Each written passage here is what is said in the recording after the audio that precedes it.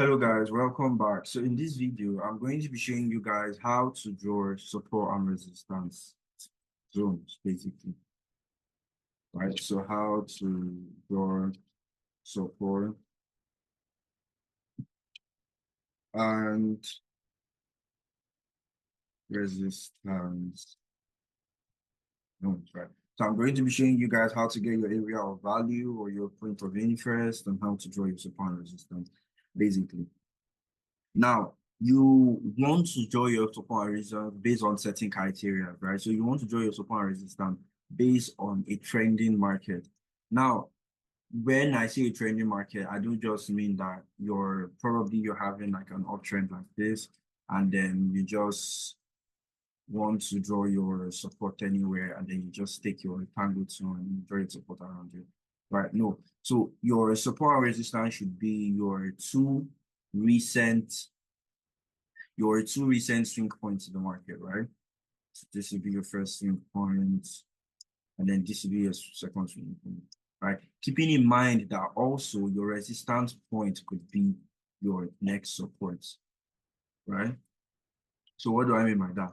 This your resistance point could also be your next support. So market can do any one of these three things. Market can come here and start buying, right? Market can come here and start buying. Market can come here and start buying. Or market can come down to this point and start buying, right?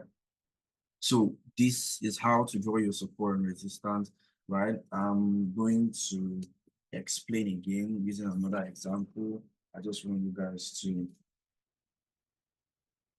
grasp it basically, right? So the same thing can happen on the resistance level or in the resistance plane, right? So we could probably have something like this. Hold on, probably have something like this downwards, right? Downwards,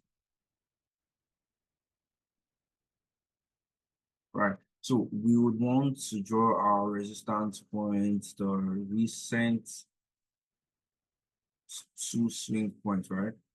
Because then we can't be having market around here and then you're drawing your resistance point around here. Because if it's too far from where the current price is and it's too much of a force, like you're breaking too many structures to get there, then obviously you can we can argue the market is no more on a downtrend, but now an uptrend because it's breaking multiple structure to get to that particular point. The same thing with this. If market struggles to get to this particular point and we start breaking too many structures and the market is trying to come down to this place, we can then argue now, in fact, market is now in a downtrend and not an uptrend. Why? Because you're breaking too many structures to get to that particular place. Do you guys understand me? Right. So the last condition is when you are in a ranging market, right? And when you are in a ranging market, what you do is that you draw the highs and low of that ranging market in order to get your points, right? Your points of interest or your area of value, right? So you basically just draw the highest point the market got to, right? And the lowest point the market got to also. And then this will be your area of interest where market could possibly buy from and sell from also. Right? Are you guys grasping this? Like, is it making any sense to you? All right, so let's go to our charts. Let me show you guys some examples and then we do the rest from there. Right, so this right here is our charts basically. Right, so market started buying off from this level, right? And it bought off from this level multiple times. Right, so like again, like I said, if you look at this chart, you can see that market went up from this point, right? Created this low, created this low, created this high, right? And all of that, and then stuff like that. So if we're going to look for our support, right, or our point of interest, sorry, one thing. We're going to look for our support or our point of interest, right? Obviously, we're going to look for this area right here, right? Or this area right here. Now you can see that market eventually reacted off from this one. We are not looking for this area right here. The reason why we're not looking for this area right here is because By the time market gets to this point, right, from here, by the time market gets to this point, from where it is, right, we're already continuing a downtrend. And what happened? By the time market got to this point, market was already moving downwards. Do you understand? Again, let's give another example. Okay, let's do another example. Now market is on an uptrend. Where would we be considering to be our points of interest or our area of this point right here, right? This point right here and this point right here. Why are we not considering this? Right? Why are we not considering this?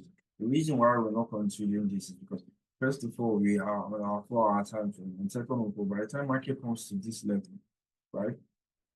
We're not really considering buys anymore. Now we're considering sells because then why should I wait for market to get to this level to start buying when I can look for my sell entries here and ride the downtrend to this particular point? Do you understand? So you only mark out your support and resistance level, right, at the recent swing points in the market, right? So this is a recent swing point. Market with swing rate structure. So this obviously will be a recent swing point. And what's funny also is that market could eventually break this structure and then buy off here. The reason why it can buy off there is because this right here is a resistance that can eventually turn to support, which is very, very valuable. Right, so let's go to another example. Exactly, this right here. So where should be our area of interest or our area of value, right? This level right here. Right, that's the first one. Second one should be this level right here. Now, why are we not looking at this level right here? We're not looking at this level right here. Why? Because by the time market will come to this point right here, then you can arguably say that this is a downtrend. The market can obviously still come to this level right here. So it can easily come to this level right here and decide that it wants to buy. Right? Or it can come to this level right here and decide it wants to buy. This level right here and decide it wants to buy. Market can arguably do any of these things and decide it wants to buy. But by the time we start thinking of market coming back down to this level, then obviously we want to sell back down to market gets to this particular place right here. So you're drawing your support and resistance is basically you just picking out the two most recent swing points in the market, right? So I'm going to draw something out for you guys again.